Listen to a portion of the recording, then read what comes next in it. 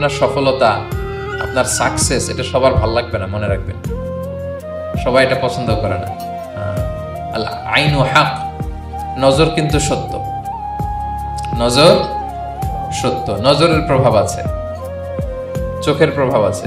এজন্য কারো ভালো কিছু দেখলে মাশা আল্লাহ বলবেন, আল্লাহর দিকে ফিরিয়ে দিবেন, ওটার কল্যাণ। কি বলবেন?